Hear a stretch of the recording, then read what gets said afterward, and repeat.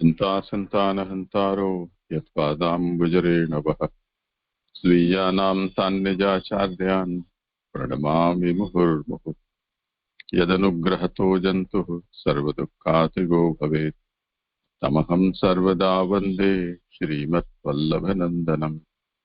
अज्ञानतिमिरान्धस्य ज्ञानाञ्जनशलाकया चक्षुरुन्मीलितं येन तस्मै श्रीगुरवे नमः। नमामि हृदये शेषे लीलाक्षीराब्धिशायिनम् लक्ष्मीसहस्रलीलाभिः सेव्यमानं कलानिधिम्। चतुर्भिश्च चतुर्भिश्च चतुर्भिश्च त्रिभिस्तथा षड्भिर्विराजते योऽसौ पञ्चदा हृदये मम। करो। हाँ जय दंडवत प्रणाम। जैसे कल मेरा एक श्लोक रह गया था, श्लोक क्रमांक जो है 26 ये हो गया था मेरा, अब 27 और है, तो आज मैं उसको अब करने जा रहा हूँ। कल अपन ने जो है भगवान की सरग लीला का अधीनत के बारे में समझा था। यानी राजन्य रूप दैत दानव आदि लोगों से यानी पृथ्वी जब अत्यंत कष्ट में आ गई थी तो पृथ्वी का कलेश कष्ट दूर करने के लिए अपने अंश कलाओं सहित यह सिद्ध कृष्ण भगवान इस भूतल पर प्रकट हुए और फिर जिसकी स्वरूप गति किसी के भी समझ में न आ सकी, ऐसा यह भगवान अपने महात्म को प्रकाशित करने वाले अनेक चरित्रों को यानी करेंगे। तो उसमें अपन ने जो है कल अधीनत्व को समझने के बाद में आज प्रभु की जो है दूसरा धर्म लीला यानी यह विषय रूप है, तो इसका वर्णन करते हुए पूर्व उक्त सब बातों का हेतु भी विचारगत है, इसलिए उसे आगे कहते हैं श्लोक क्रमांक 27 से। यानी प्रभु की अब जो है धर्मत्व लीला।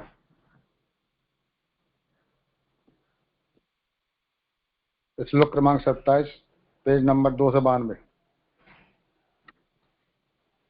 तो केन जीवर्णम यद लोकी काया त्रय मास कस्य च यदा सकटोपवर्तय यदृंग तांतर्गतेन दिवस प्रसोर्वा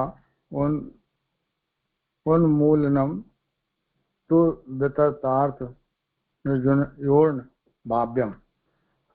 श्लोकार्थ। यदि ये भगवान चतुर्मूर्ति होकर अवतार न लेते तो 6 दिन के बालक से पूतना का जीवहरण कैसे बनता,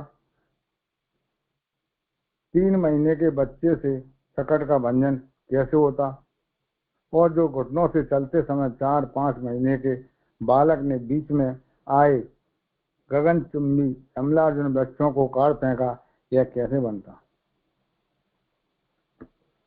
तो सुबोधनी में व्याख्या में समझा रहे हैं, यदि ये पुरुषोत्तम भगवान ही 4 मूर्ति धारण करके अवतार न लेते तो उनके ये 4 चरित्र संगत न होते।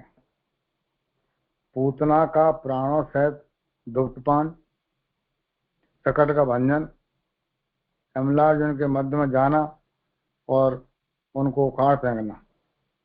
वासुदेव भगवान के सिवाय अन्य में मोक्ष देने की सामर्थ्य नहीं है, मोक्ष का दान किया, इसलिए ये भगवान वासुदेव थे। संकर्षण के सिवाय अन्य कोई भी स्पर्श मात्र से नाश कर देने वाला नहीं। तो यहाँ पर ये समझाया कि पुरुषोत्तम भगवान ही जो है पूर्ण पुरुषोत्तम पर ब्रह्म पूर्ण पुरुषोत्तम ही 4 प्रकार से जो उन्होंने एक साथ अवतार लिया। तो जो उन्होंने इस तरह से अलग अलग प्रकार की लीलाएं बताई हैं, सकट भंजन, अमलार्जुन, पूतना को जो है दुग्धपान कराना और भक्तों को मोक्ष आदि देना, ये सब भगवान शंकर संग वासुदेव के रूप में थे।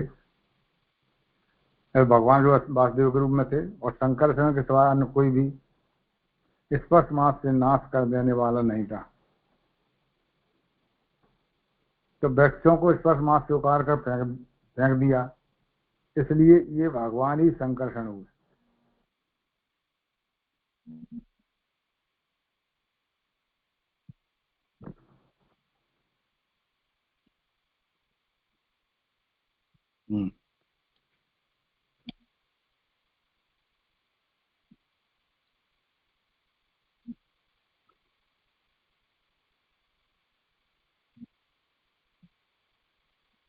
आवाज नहीं आ रही है। आवाज में किसी ने फोन काट रहा हूँ, बार बार फोन काट रहा हूँ।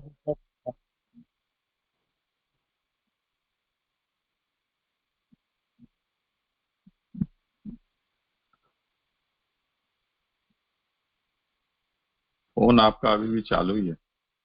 जरा फोन पर मेरा चालू है, मैं जो कोई फोन कर रहा, मुझे परेशान कर रहा, मैं मना कर रहा हूँ।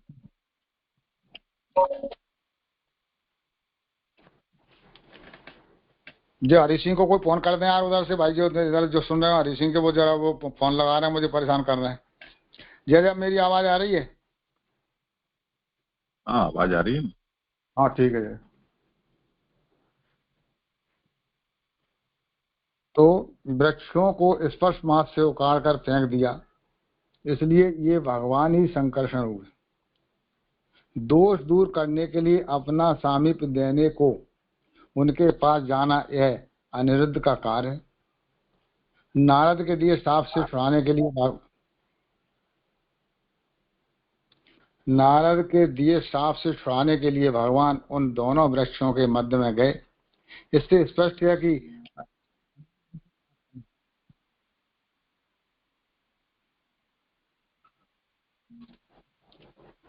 जन्मांतर संपादन करना प्रद्युम्न का कार्य है,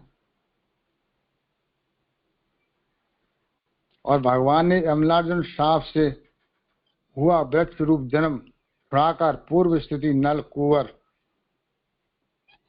देव जन्म का संपादन करा दिया। अतएव भगवान ने ही प्रद्युम्न रूप धारण किया, यह स्पष्ट है। यानी पुनः अपनी स्थिति पर उनको उसी स्थान पर भेज दिया, शाप के कारण जो ब्रज में आए थे, नलकुंवर मणिगिरी। तो ये कार्य जो है प्रद्युम्न के द्वारा भगवान ने कराया। इन चरित्रों से ही भगवत कला प्रकट होना, भगवत कला होना प्रकट है। ये यदि भगवान न होते तो मनुष्य आदि से ये चरित्र असंभावित थे। 6 दिन का बच्चा पूतना जैसी राक्षसी का जीव हरण कैसे कर सकता था? जहाँ कुछ होता है वहाँ उसका कारण भी अवश्य होना चाहिए। तो मतलब जो भी कार्य होते हैं बिना कारण के होते ही नहीं है, ये समझ आया। यानी 6 दिन के बालक ने पूतना का राक्षसी का जो जीव हरण किया, तो कुछ न कुछ तो होना चाहिए। क्या कारण से हुआ? कोई साधारण मनुष्य ऐसा कर नहीं सकता है। ये बताने के लिए जहाँ पर साधन के या कारण के बिना कि साध्य या कार्य हो जाता हो, वहां उसे पर ब्रह्म स्वरूप माना जाना युक्त है। यानी यहाँ पर कोई साधन नहीं है, कोई साधन दिखाई नहीं दे रहा, और साध्य कार्य हो गया, कार्य हुआ, यानी पूतना का जो वध किया। तो ये तो केवल पर ब्रह्म का ही काम है, अन्य कोई नहीं कर सकता है इस तरह कार्य। क्यों? क्योंकि सब कुछ हो जाने की या सब कुछ कर सकने की सामर्थ्य एक पर ब्रह्म में ही है। ये परब्रह्म थे, अतएव न बन सकने की बात भी अशुभ बन सकी। यानी प्रभु कर्तु अकर्तु अन्यथा कर्तु है, इसलिए प्रभु कुछ भी कर सकते हैं। ये हुआ, जो नहीं होने वाली बात थी वो ही हुई। यानी पूतना को उलूक की कहा है। उलूक की भार्या किंबा उलूक गुगु, यानी उलूक की लड़की, किंबा स्वयं ही उलूकिका यानी घुघी थी वो पूतना। भोगी रूप थी। इसका तात्पर्य सब तरह से यह होता है कि यह प्रकाश से डरने वाली, सन्मार्ग से अलग रहने वाली या सन्मार्ग की वैरिणी थी। अर्थात जो ज्ञान के से दूर रहती थी, सन्मार्ग से भी दूर रहती थी, और सन्मार्ग से जो वैरिणी थी उसकी जो है बहिर्मुख रूप में रहने वाली थी सन्मार्ग से। तब वेद शास्त्रों मार्गों से तो उसकी युक्ति हो ही नहीं सकती थी। यानी वेद में जो है, शास्त्रों में जो युक्ति मुक्ति के जो रास्ते बताए उनसे तो मुक्ति होना असंभव थी। तब भगवान ने प्रमाण मार्ग के बल को छोड़ करके प्रमेय बल यानी निस्साम से इसकी मुक्ति की। इस तरह से भगवान ने सोचा कि इसकी मुक्ति करनी है तो साधन से तो होना नहीं है, तो भगवान ने अपने प्रमेय बल से उसकी मुक्ति दी। तो जीव हरण का अर्थ यहाँ मुक्ति दान है। इस तरह जो जीव हरण जो शब्द आया है तो उसका मतलब है यहाँ पर मुक्ति दान की प्रभु ने। उसका जीव हरण पूतना का क्या किया, उसको मुक्ति दी। जीवा नाम हरणम जीव हरण। यहाँ जीव शब्द जीवोपाधि अंतःकरण आदि का वाचक है। उस पूतना ने जिन अनेक बालकों का जीव नाश किया था वे सब इसके उदर में कारण रूप से विद्यमान थे। यानी सभी बालकों को जो ब्रज में थे उनको जो है पूतना ने मारा तो सब उसके उदर में थे, कारण रूप में थे वो।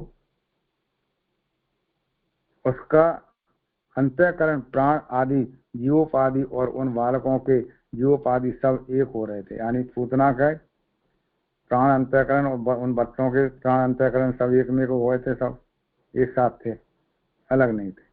अतएव भगवान ने उसके कृत्यों पर दृष्टि न देकर अपने अनुग्रह द्वारा अपने सामर्थ्य से ही उसे और उनको मुक्ति दान किया। यानी भगवान ने उसको बिना देखे उसके अंदर जो बालक थे उनको और पूतना दोनों को जो है मुक्त किया भगवान ने। इसका स्पष्ट अर्थ यह है कि देह विलय हुए बिना जीव शुद्ध चेतन ब्रह्म रूप नहीं होता। उसके कोई ऐसे साधन थे नहीं जिससे उसका देह छूटकर जीवात्मा ब्रह्म रूप हो। और यहाँ पर ये समझाया कि जब तक देह का विलय नहीं होगा तब तक शुद्ध चेतन जो ब्रह्म रूप में कैसे जाएगा, देह से तो जा नहीं सकता है। और उसके कोई ऐसे साधन ही नहीं थे जिसमें उसका देह छूट करके यानी ब्रह्म पर ब्रह्म में मिल जाए, ब्रह्म स्वरूप हो जाए, ऐसे उसके साधन भी नहीं थे जीवात्मा। तब भगवान ने अपने सामर्थ्य से इसके प्राणांतकरण आदि जीवोपाधि को अपने स्वरूप में मिला लिया। यानी भगवान ने ऐसी कृपा करी कि उसके प्राण और भक्तों को सभी को जो है स्वतंत्र करके अपने आप में विलय किया, मिलाया, यानी उनका उद्धार किया सबका। जीवों का हरण अर्थात निकाल कर अपने में धर लेना। इस तरह से ये एव संवनीयन्ते प्राण बृहदारण्य उपनिषद के 4:4-7 में ये ली गई श्रुति है। तो इत्यादि श्रुति के अनुसार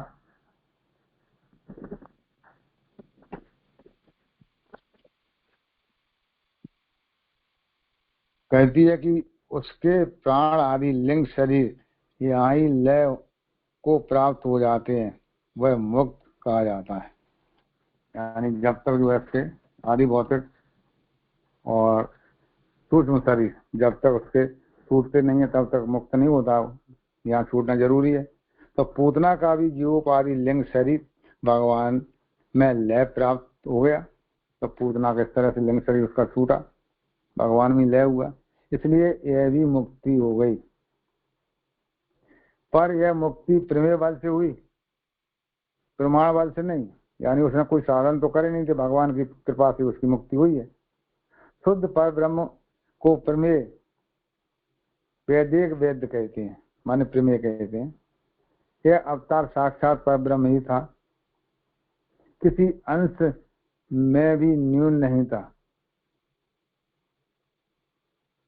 यदि कोई अंश भी इसमें न्यून होता तो ऐसी दुष्टता को मुक्ति देने की सामर्थ्य कहाँ से होती। यानी भगवान कोई अंश कला रूप में नहीं थे, पूर्ण रूप में थे, नहीं तो ऐसी राक्षसी को जो है मुक्ति नहीं दे पाते।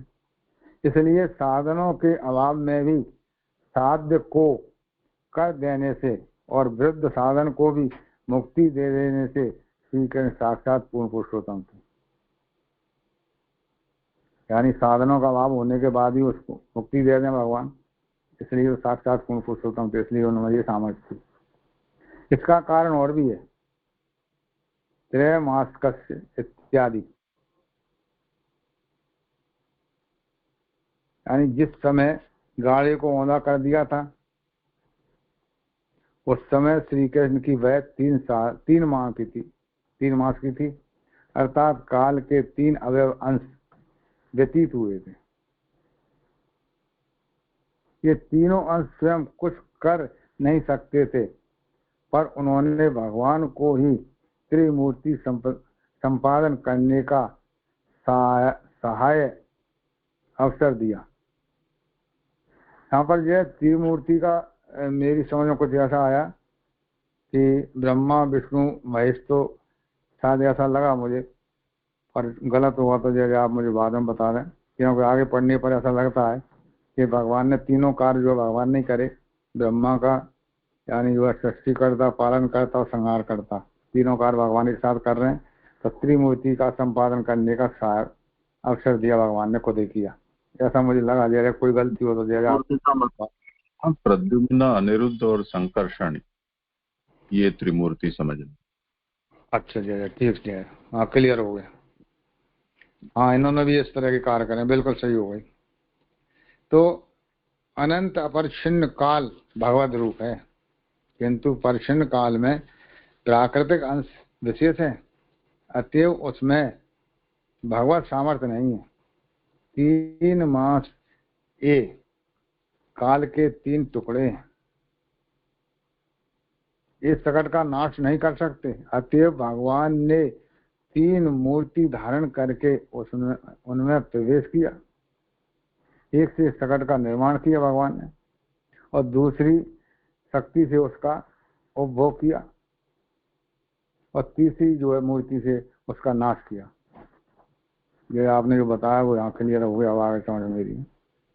कोई भी तत्व भगवान के प्रवेश किए बिना कार्य करने में समर्थ नहीं होते, पर भगवान के प्रवेश करने पर भगवान की ही सामर्थ्य से ही कार्य क्षम होते हैं।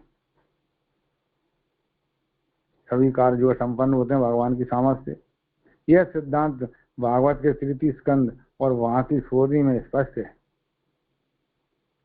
गरम योग पदावस्था, यानी काल के मास रूप अवयवों से सकट का नाश हुआ, यह कोई न समझ बैठे। कोई समझे काल के अनुसार ऐसा हुआ है, ऐसा नहीं है। इसलिए पदा यानी एक वचन का पद एक अंश को भी कहते हैं, अर्थात प्राकृत काल रूप से नहीं, पर अपरिच्छिन्न अनंत, अतएव अपराकृत काल रूप, यानी अपने साक्षात एक अंश से भगवान ने सकट को औंधा करके नष्ट कर दिया। यानी काल की सामर्थ्य ना होती है, भगवान ने अपनी सामर्थ्य बल से इस तरह का सकट को औंधा किया। यह सर्वनाशक सर्वभक्षक काल संकर्षण है, ये भगवान संकर्षण का कार्य है, अर्थात यह कार्य संकर्षण के ही योग्यता, अतएव अपने में ही रहे संकर्षण आचरण से सकट का नाश किया।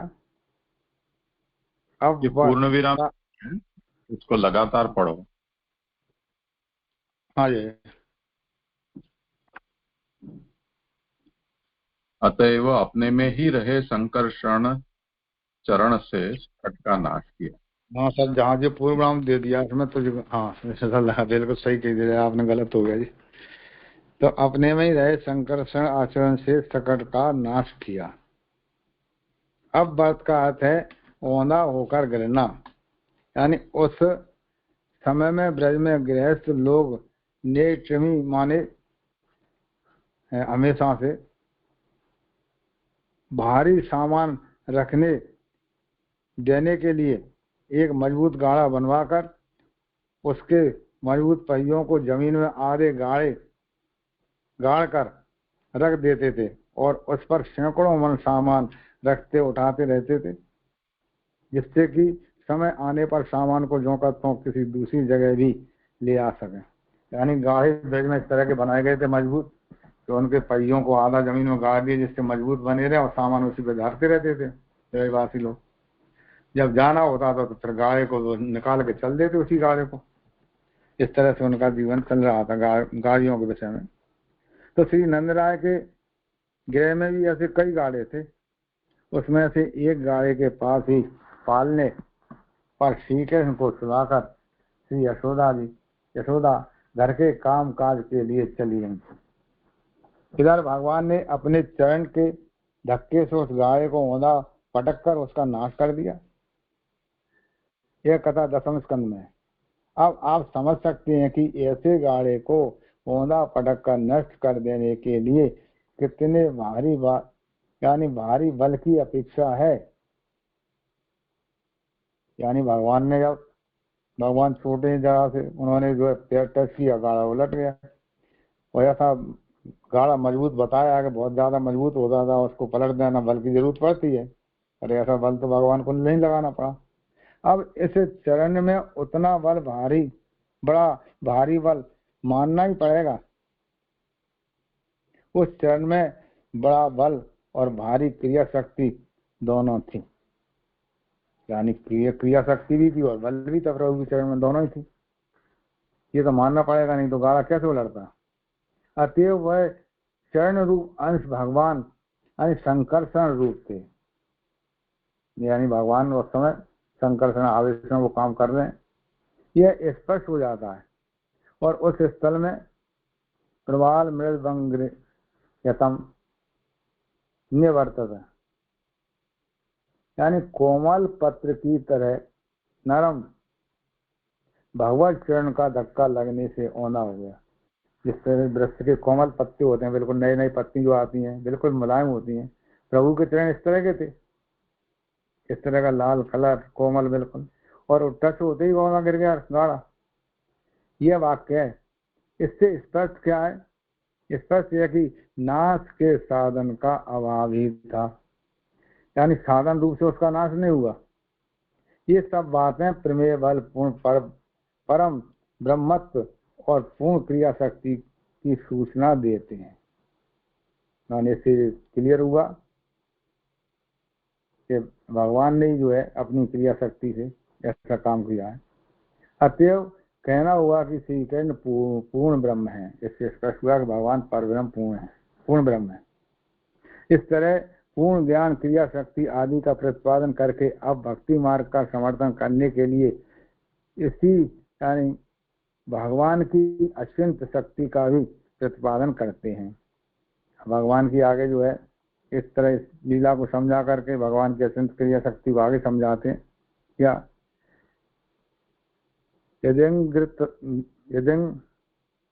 यदृंगता इत्यादि पूर्वक 6 दिन के बालक का पूतना को मारना और 3 महीने के शिशु का गाड़ा उलट देना, ये 2 कार्य और ये अर्जुन भंग,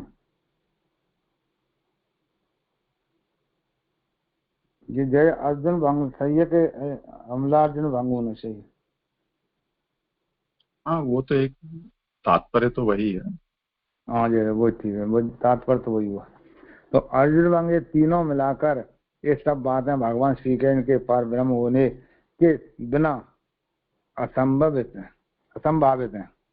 यानी भगवान पर ब्रह्म यदि नहीं होते थे, तीनों बातें इस तरह की घटित हो ही नहीं सकती थी जो भगवान ने करके दिखाई। अभी हाथ और घुटनों से चलते चलते श्री कृष्ण ने अमलार्जुन वृक्षों के मध्य में गए और वे दोनों उसी समय जड़ सहित उकड़ कर गिर गए।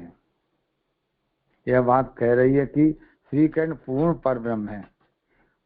यानी इससे पता लगता है इतने बड़े पेड़ जो अपने आप गिर पड़े, तो भगवान पूर्ण ब्रह्म है।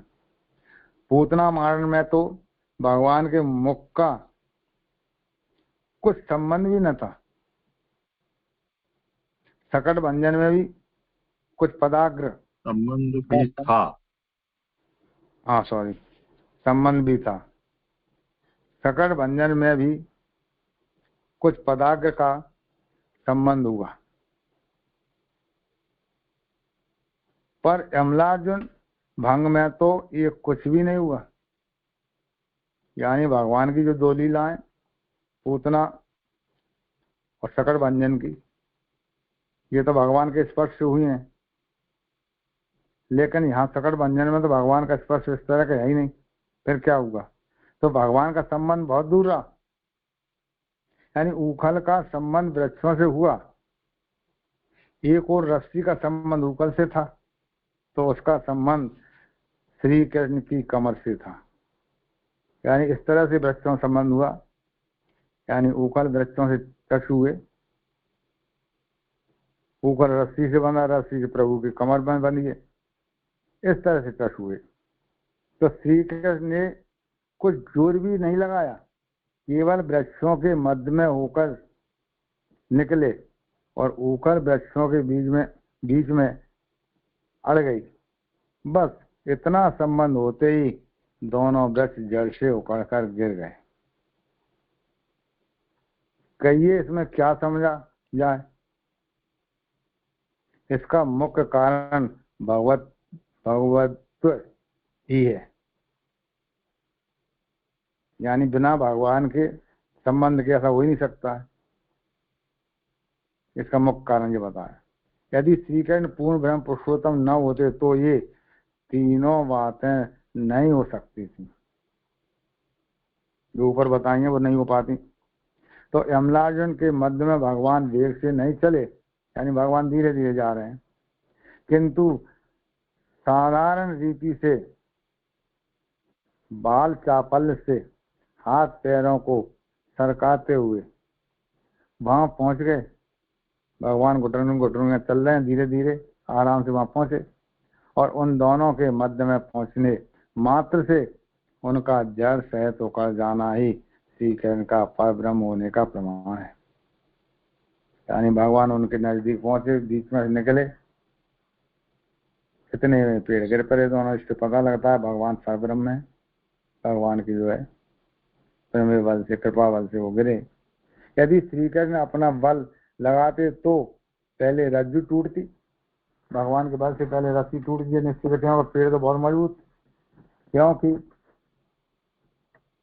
रस्सी ही सबसे कमजोर थी। अथवा उखल टूटती, रस्सी नहीं टूटती तो फिर उखल टूट जाता, तो कुछ हुआ ही नहीं। यदि परमात्मा के बल का विचार किया जावे तब तो फिर रज्जु, उखल और वृक्ष सबका ही चूर हो जाना चाहिए था, तो ऐसा तो हुआ नहीं। तो इसमें भी जड़ सहित उखड़ जाना तो किसी तरह भी बन नहीं सकता।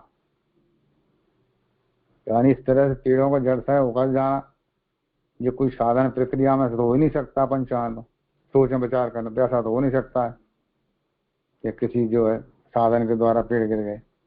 दोनों पेड़ों में उखल यदि आड़ी होकर कसती और फिर यदि जोर लगता तो कदाचित उखड़ना संभव होता। तो ऐसा तो बताया नहीं है कि उखल अड़ गई फिर प्रभु ने जोर लगाया, वो तो प्रभु उनके बीच में ही निकल गए, इस तरह का बताया है। परसों कुछ नहीं हुआ, इस तरह का तो हुआ नहीं। तो उखल सीधी की सीधी गई और निकल भी आई,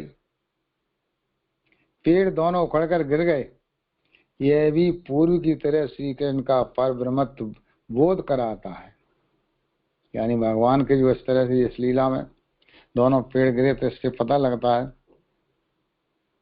कि पेड़ किसी साधन बल से तो गिरे नहीं, भगवान पर ब्रह्म के जो है प्रेम बल से गिरे हैं, अथवा भगवान श्री कृष्ण की ही ऐसी इच्छा हुई, यह दिखाता है। यह भगवान की लीला है, यही उनकी इच्छा, ज्ञान शक्ति और क्रिया शक्ति है। तो कितने ही टीकाकार इतरथा न भाव्यम, माने अन्यथा नहीं होना चाहिए, या उस नियम का पालन वैसे ही करना है, अन्यथा नहीं। इतरथा न भाव्यम यानी इस वाक्य को आगे के सभी श्लोकों में लगाते हैं, किंतु वास्तव में इस वाक्य का संबंध इस श्लोक से ही है, केवल संबंध नहीं लग सकता है। क्यों? क्योंकि आगे के श्लोक में इस वाक्य से संबंध रखने वाला कोई पद नहीं दिखता है। इस तरह से श्लोक क्रमांक 27 पूरा हुआ। और जैसे मेरा यहीं तक था, आगे जो है हेमंत का है, यहाँ पर किसी को कोई चर्चा करनी हो, कोई विषय हो तो चर्चा करें। हाँ, प्रणाम जी। ये 294 पेज है, 294, उसमें जो 3 व्यू का जो बताया ना, वहाँ ये जो त्रिमासिकस्य करके जो बताया, तो काल के 3 अवयव व्यतीत हुए थे, वहां से लेके ये यहाँ तक समझ में नहीं आया। 5-6 जो 7 लाइन है वहाँ। ये लाइन तो थोड़ा मुझे भी ज्यादा क्लियर नहीं हुई है, इसलिए मैंने जगह से बीच में ही थोड़ा प्रश्न किया था। इन्हें तो जगह ही समझा पाएंगे।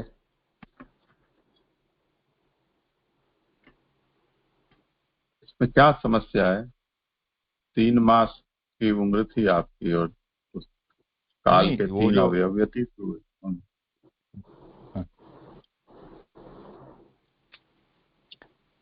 ये जो है ना, पर उन्होंने भगवान को ही त्रिमूर्ति संपादन करने का सहाय्य अवसर दिया। अनंत अपरिछिन्न काल भगवत रूप है, किंतु परिछिन्न काल में प्राकृतिक अंश विशेष है, अतएव उसमें भगवत सामर्थ्य नहीं है। 3 मास ये काल के 3 टुकड़े हैं, ये सकट का नाश नहीं कर सकते, अतएव भगवान ने 3 मूर्ति धारण करके उनमें प्रवेश किया। यहाँ तक वो समझ में नहीं आया। जी, किसी को करना हो समाधान।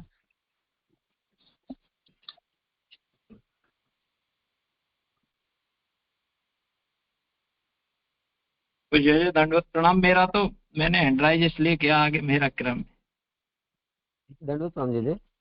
मुझको यहाँ पर ऐसा लग रहा है कि जैसे बताया कि उस समय ठाकुर जी का जो समय के हिसाब से 3 मास की वय थी, तो काल के 3 अवयव, इस तरीके से 3 मास जो है वो व्यतीत हो गई। प्राकृतिक काल के संबंध में बात आ रही है।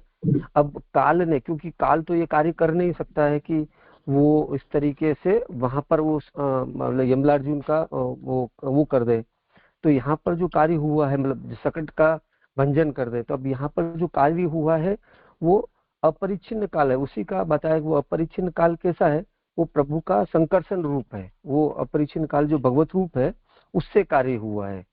और उस प्रभु के उस 3 को, जो जैसे ने बताया हमको यहाँ पे तीनों प्रभु के स्वरूप, प्रद्युम्न, अनिरुद्ध और संकर्षण, ये तीनों प्रभु के व्यू को एक साथ कार्यान्वित होने का ये अवसर काल की तरफ से प्राप्त हुआ। काल ने ये अवसर वहां पर वो अवसर दिया कि प्रभु अपने तीनों जो व्यू है, प्रभु अपने तीनों शक्तियों से वो कार्य का संपादन करे, ऐसा अवसर वहां पर उपस्थित हुआ, ऐसा आशा लग रहा है यहाँ।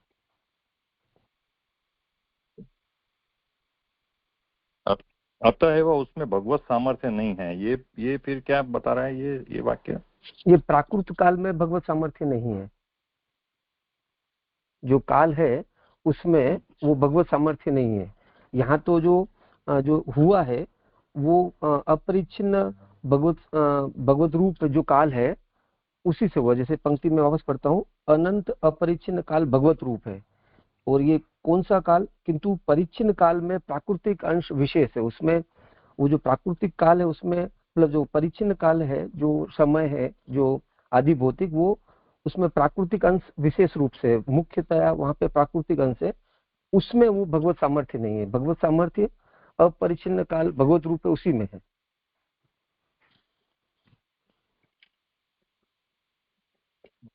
ठीक, हाँ, समझ में आया। मेरी समझ में आ गया। और दूसरा लास्ट में जो पंक्ति का या 27 श्लोक में अंत में जो 3 लाइन आई ना, वो भी समझ में नहीं आई। कितनी टीकाकार इतर था न भाव्यम, ये ये क्या समझा रहे हैं वो थोड़ा बताइए ना।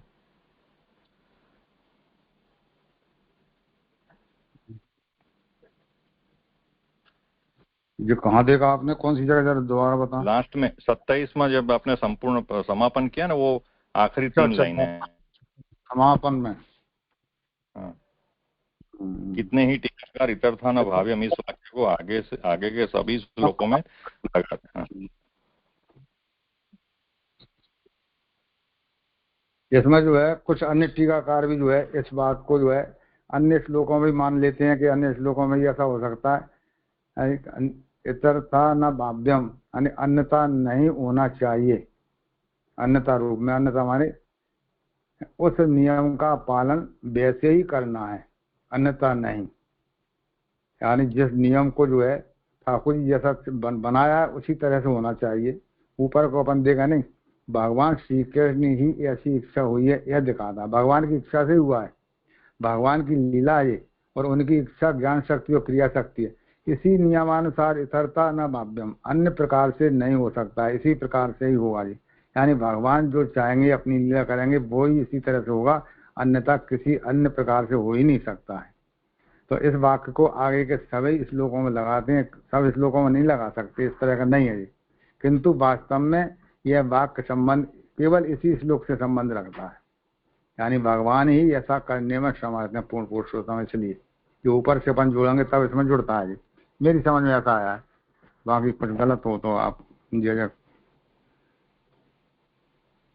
ये जो श्लोक की पूर्ति के लिए जिन चीजों को हम अध्याहार कहते हैं, तो व्याख्याकार यहाँ ऐसा सोचते हैं कि यहाँ इतरथा न भाव्यम, ये अध्याहार 27 श्लोक से आगे जितने भी श्लोक आए उन सब में भी उसको जोड़ना चाहिए।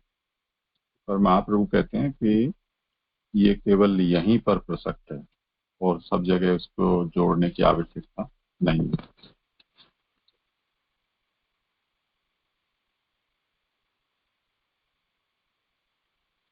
धन्यवाद। 26 नंबर में श्लोक में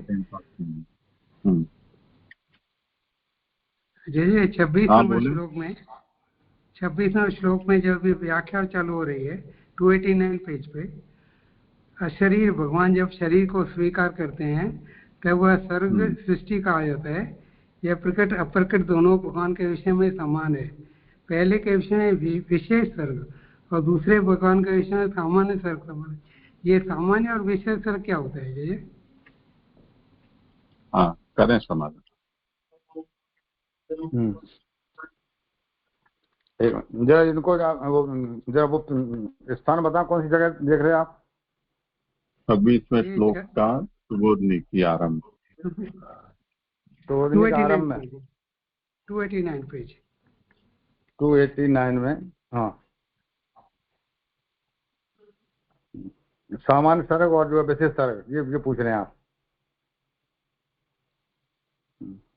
विशेष सर्ग और सामान्य सर्ग। हाँ, मैं बताया था इसको जो है सामान्य सर्ग माने जड़ पदार्थों की उत्पत्ति है और विशेष सर्ग में जो है जड़ और जीव दोनों की उत्पत्ति बताई है। ये दोनों को इस तरह समझा था मैंने। यानी सामान्य सर्ग माने केवल जड़ पदार्थों की उत्पत्ति और विशेष सर्ग में जड़ और जीव दोनों की उत्पत्ति, ये विशेष सर्ग में। इस तरह का मेरी समझ में आया था जो मैंने इस तरह से बताया। हाँ, आपने बताया था। जय जय स्पष्ट करिए।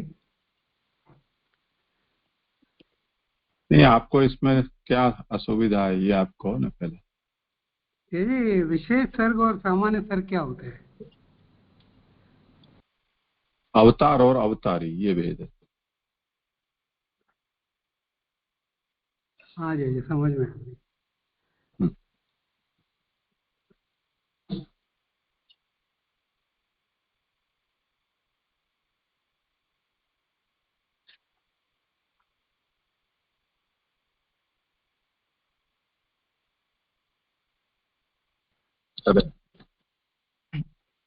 जी जय, दंडवत प्रणाम। इस प्रकार से 26वें श्लोक में अधीनत्व या सर्ग लीला और ये 27वें श्लोक में लीलात्व धर्म का वर्णन हमने जो विसर्ग रूप है। अब हम इस तरह लीला का निरूपण करके अब भगवान के हसित धर्म को कहते हैं। यद्वे ब्रजे ब्रज पशून विशतोय पीठान बालान अजीव यदनुग्रह दृष्टि भ्रष्टया तक शुद्धये अतिविश वीर्य विलोल जिव्यम उच्चाट्यश्यद उर्गम बेहरन हृदयन्याम। श्लोकार्थ है कि पूर्ण ब्रह्म होने से इन श्री कृष्ण ने विष मिश्रित जल पी लेने वाले पशुओं को अपनी अनुग्रह दृष्टि की वर्षा के द्वारा जीवन दान दिया, और जो भगवान श्री यमुना को शुद्ध करने के लिए अतिशय विष के वीर से जिसकी जिह्वा चंचल थी, ऐसे कालिय सर्प को खेल ही खेल में यमुना से निकालेंगे।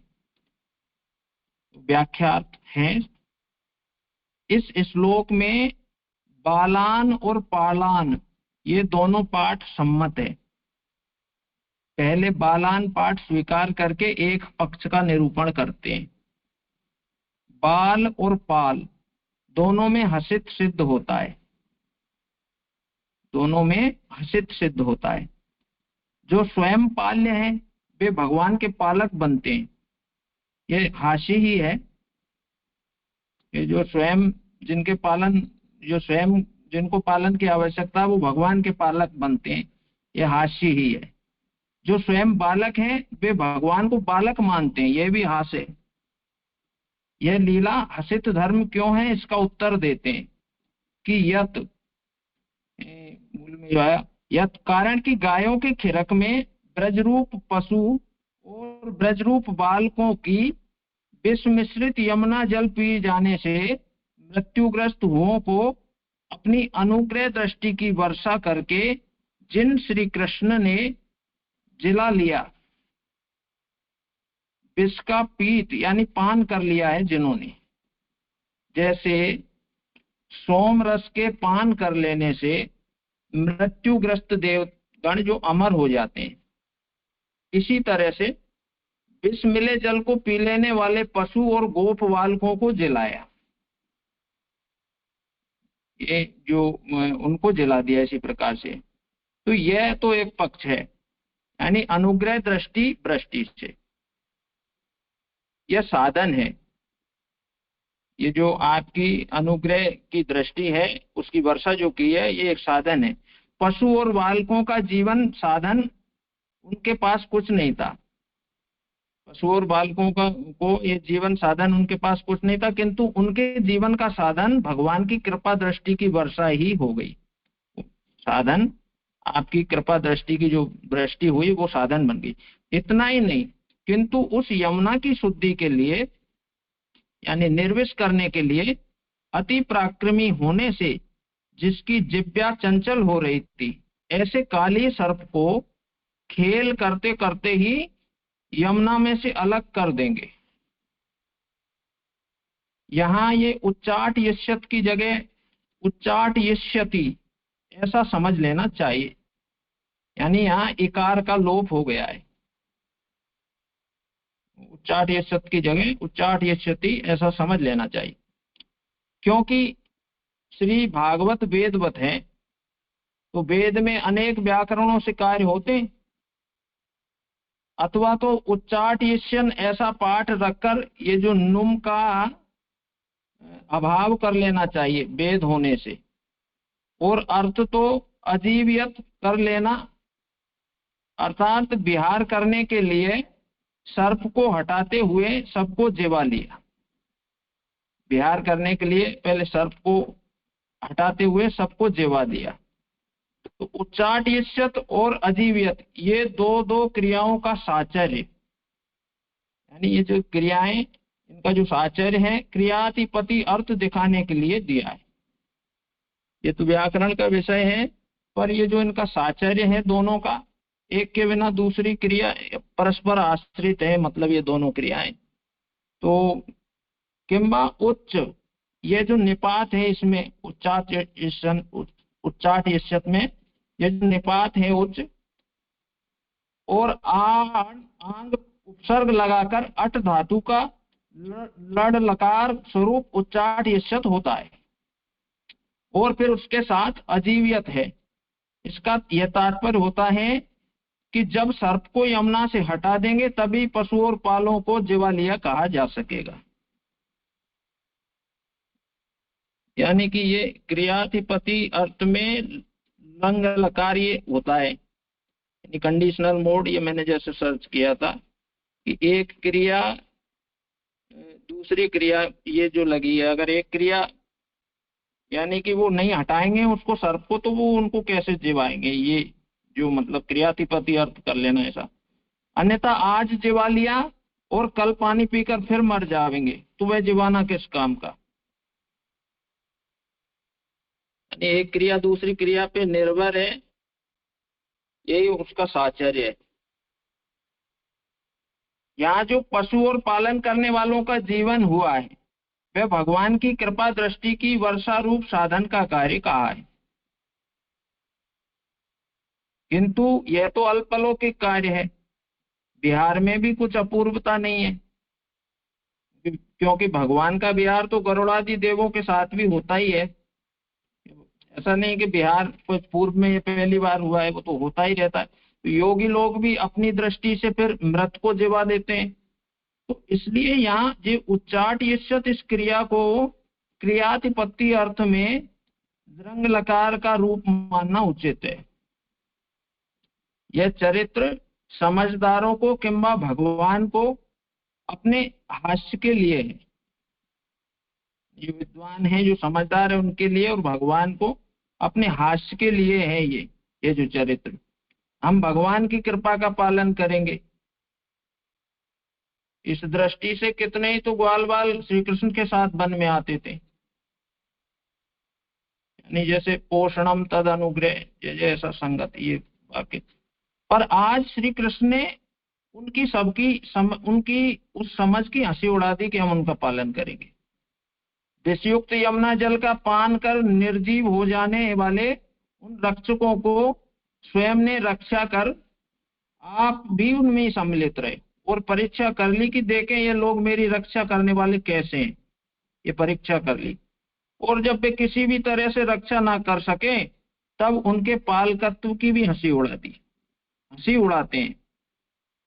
तो ये जो हसित धर्म है भगवान का, इस तरह से। अथवा ब्रज पशून पालान, यह पाठ रखना, पालान की जगह अथवा ब्रज पशून पालान यह पाठ रखना, अर्थात पशु रूप पालों को जीवाया, अर्थात पशु रूप पालों को जीवाया। यानी तत्त देव रूप जो आदिदेविक पशु रूप होने पर भी भगवत इच्छा से आदि भौतिक गोवत्सादि पशु के रूप में पैदा हुए थे।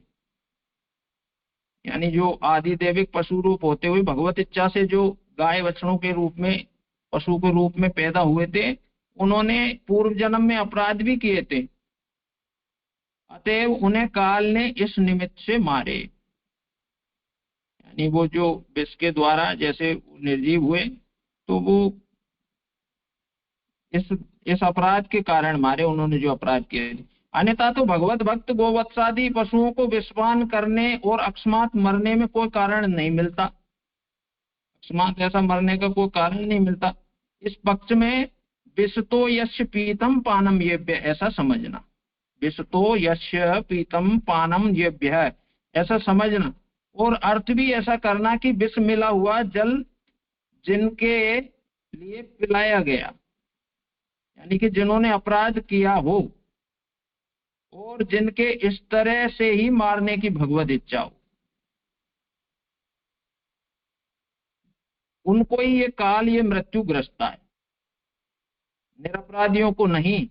इससे यह सिद्ध होता है कि जिन अपराधी पालों ने या देवों ने भगवत इच्छा से ब्रज में गोवत्सादि पशु रूप धारण किया था, उन पर स्वतंत्र इच्छा होने से श्री कृष्ण परब्रह्म ने अपनी अनुग्रह दृष्टि की वृष्टि की और वे जी उठे। इसी तरह भगवान श्री कृष्ण की कृपा दृष्टि से गोवत्सादि जी उठे, अतएव दृष्टि को वृष्टि रूप से कहा है। जो कृपा दृष्टि है उसको वृष्टि रूप से कहा। ऐसे अपराधियों पर भी अनुग्रह किया आपने। यह कार्य श्री कृष्ण को परब्रह्म पूर्ण पुरुषोत्तम कह रहा है। तो ऐसा जो ये कार्य है ये श्री कृष्ण को परब्रह्म पूर्ण पुरुषोत्तम तो सिद्ध करा है।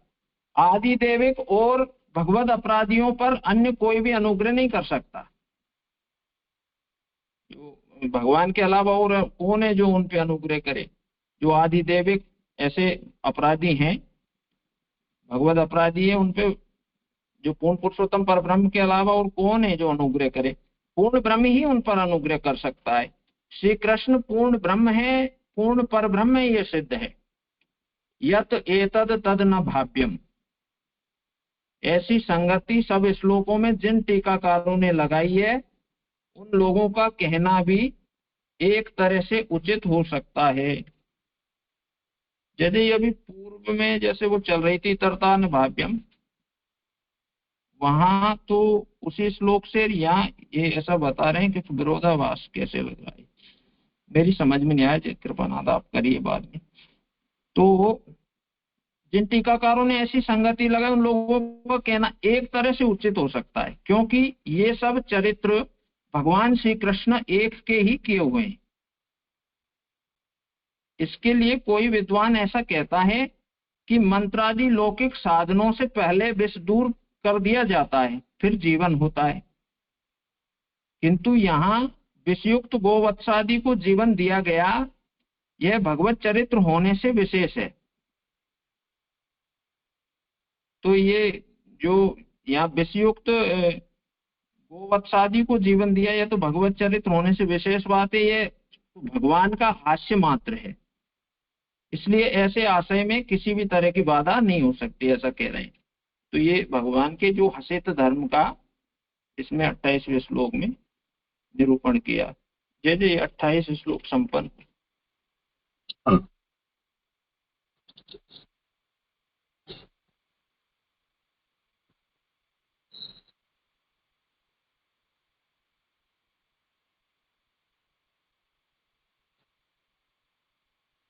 ये इसमें ये मेरे ये कि ये प्रश्न है, ये क्रियाधिपति, ये यद्यपि मैंने सर्च किया था पर मेरे ठीक ठीक समझ नहीं आया। ये यानी एक दूसरे पे एक क्रिया दूसरी क्रिया पे आश्रित है, ऐसा कुछ इसमें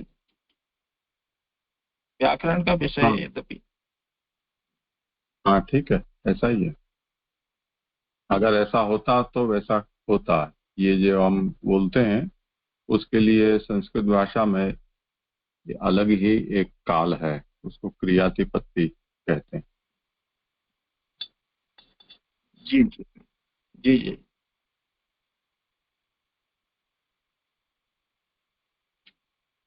आगे पढ़ू।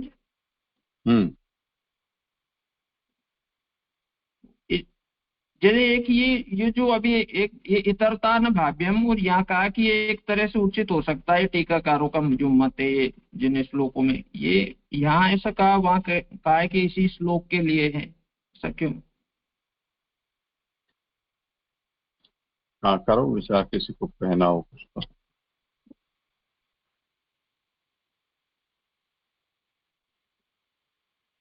मेरा प्रश्न तो दूसरा है जी इसके।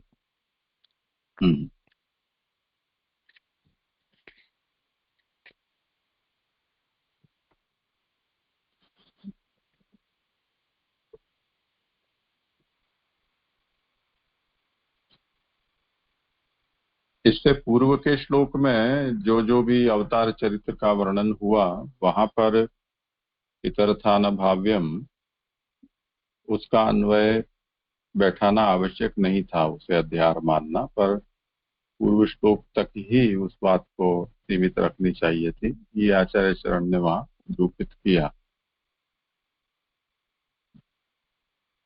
अब ये जो श्लोक चल रहा है,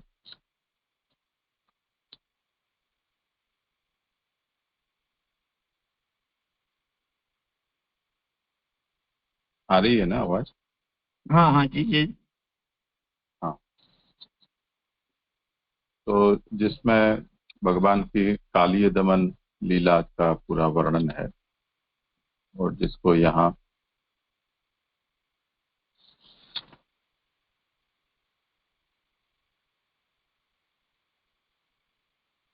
हास्य के रूप में इसका निरूपण किया जा रहा है कि भगवान ने अपनी कृपा पूर्ण दृष्टि से जिन्होंने यमुना का विषाक्त जल का पान कर लिया और इस कारण जिनके प्राण निकल चुके थे, उनको दृष्टि मात्र से जीवित किया और करेंगे। वैसे तो ये आने होने वाली लीला की बात है। और यमुना जल को शुद्ध करके काली नाग को इसमें से बाहर करेंगे। ये जो वर्णन है उसका श्लोक में लीला का वर्णन किया जा रहा है। उस पर ये ऐसी प्रकार की जो लीला है, यदेतद न भाव्यम, तो वो ऐसी है जो हम सोच न पाए, सोच न सकें, या जिसकी हम कल्पना भी न कर सकें, ऐसी ये अद्भुत लीला है।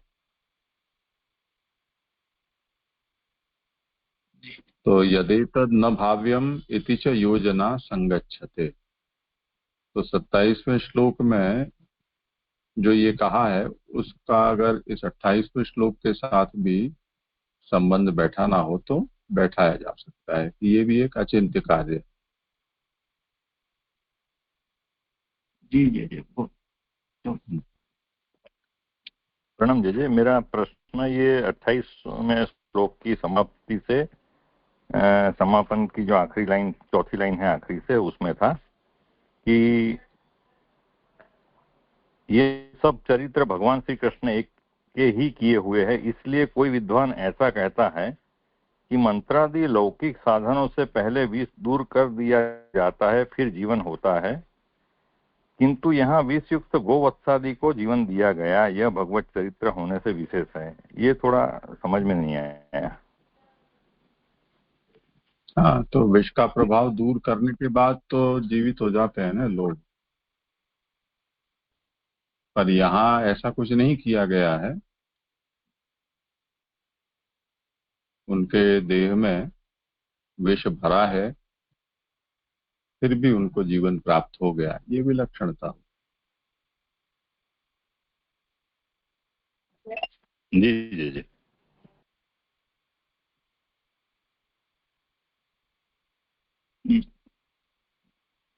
जैसे आगे चलो।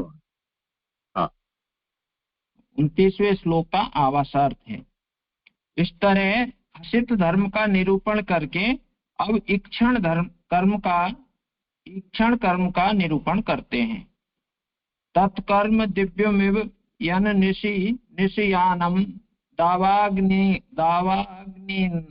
शुचिवने परिदहे माने उन्नेष्यति ब्रजम इतो अवसिता अंतकालम नेत्रे विधाये सबलो अनधिगम्य वीर्यः।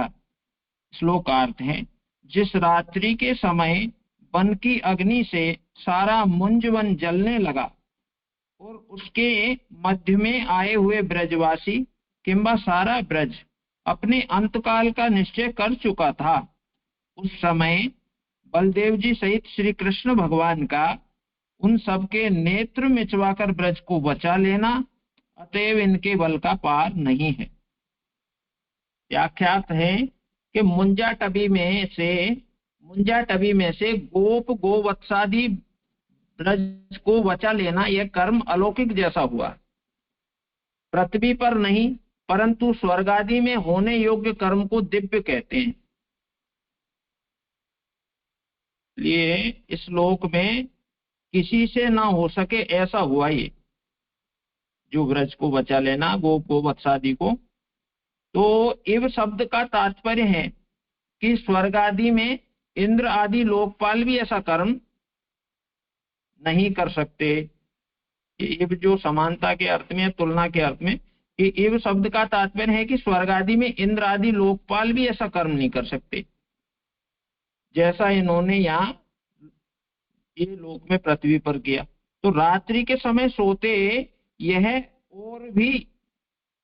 और वह भी गर्मी में शुष्क वन में दावाग्नि से सारा वन जलने लगा। उस वन के मध्य में ब्रज के गोप गोवत्स आदि निश्चिंत सो रहे थे। जगने पर उस प्रचंड अग्नि को देखकर अपना मरण वे निश्चित समझ चुके थे। उस निश्चिंत सो रहे थे, उस समय वो दावाग्नि लगी तो वो अपना मरण ये मान चुके थे कि हम निश्चित मरेंगे।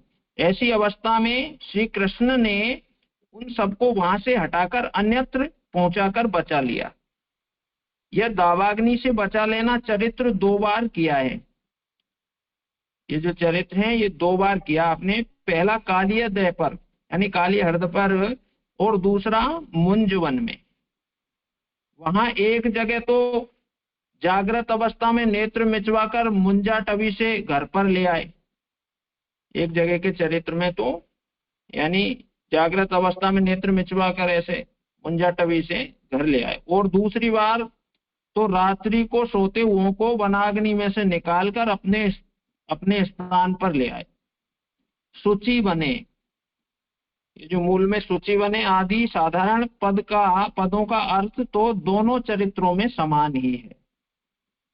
ये जो दोनों चरित्र है उसमें इनका अर्थ तो सूची बने आदि साधारण जो पद है इनका अर्थ दोनों ही चरित्रों में समान है। दोनों ही लीलाओं को एक साथ कह देने का तात्पर्य है कि देखना यानी ईक्षण भी 2 नेत्रों से एक रूपी होता है। यानी दोनों नेत्रों से देखें तो वो जो देखना है वो एक रूपी होता है।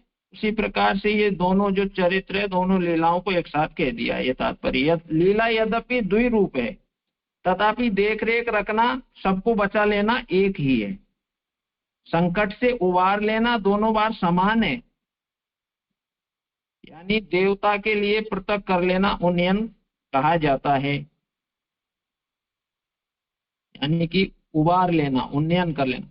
देवता के लिए जो ये जो सब पद का प्रयोग है उन्नयन कहा जाता है। गोप गोवत्सादि का उन्नयन किया, इसका यह अर्थ है कि कृष्ण ने अपने उपयोग में लेने के लिए यानी अपनी सेवा कराने के लिए उन सबको पृथक कर लिया। गोप गोवत्सादि का जो उन्नयन किया उसमें उनको अपने उपयोग में अपनी सेवा में लेने के लिए उनका उन्नयन कर लिया। इस लीला में अग्नि का पान कर जाना पूर्ण ब्रह्म का चिन्ह है, और एक जगह से दूसरी जगह अपने आप पहुंचा देना भी पर ब्रह्म का ही धर्म है। 10वें स्कंद में इस चरित्र में अग्निपान कहा है।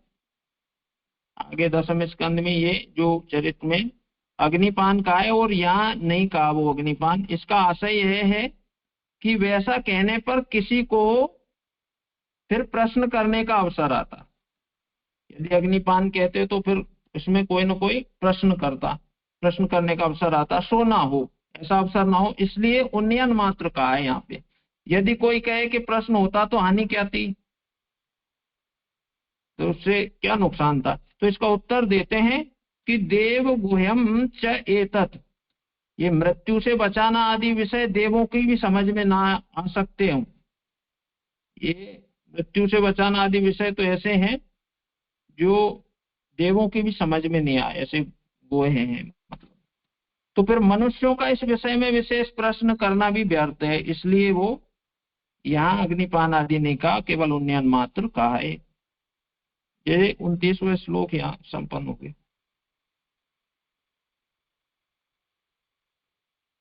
ये थोड़ा उन्नयन समझाइए ना, उन्नयन क्या समझ में नहीं आ रहा है। उन्नयन शब्द की व्युत्पत्ति उन्नयन यानी उस संकट में से उबार लेना, उनको बचा लेना, ऐसा मेरे ये समझ में।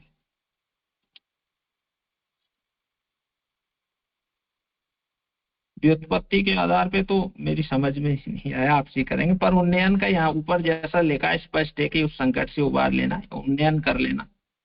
ये देवता के लिए पृथक कर लेना उन्नयन कहा जाता है, पर यह गोप गोवत्सादि का उन्नयन किया। ठीक है, हम लोग क्या ये थोड़ा अर्थ जब पढ़ते हैं ना तो उसका जो शाब्दिक अर्थ भी थोड़ा पढ़ लेंगे ना बाद में तो अच्छा रहेगा। फिर आप वही पढ़ते जाओगे ना, उन्नयन कहा जाता है, तो फिर वो समझ में नहीं आता है। जैसे मुंजाट भी है, उन्नयन है, जो अंदर शब्द का उल्लेख हुआ है ना उसका शब्दार्थ भी करते रहेंगे ना तो थोड़ा सा सरलता होगी समझने में। जी जी बिल्कुल। जी मैं जय जय करेंगे जी इसका। हाँ जी, ठीक है। दूसरी ओर ले जाना है, वहां से कहीं और ले जाना। नहीं नहीं, समझ में तो आ गया, मगर आप जब प्रस्तुति करते हो ना तब इसका अर्थ समझाते जाओगे ना तो ये प्रश्न नहीं होंगे, कहने का मतलब ये है मेरा। जी जी जी, आगे से इसका ध्यान रखेंगे जी, बिल्कुल।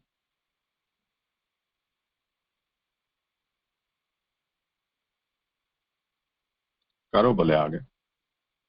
जी जय जय मेरा ये 29 तक था, आगे अच्छा, क्रम जी जय जय, दंडवत प्रणाम।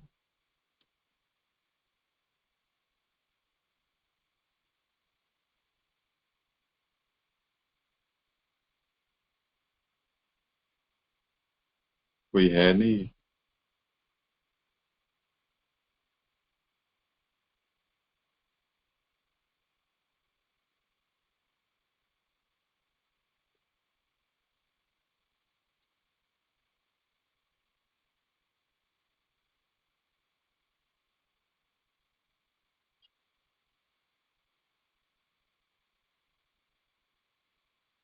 ठीक है, तो यहाँ रखते हैं।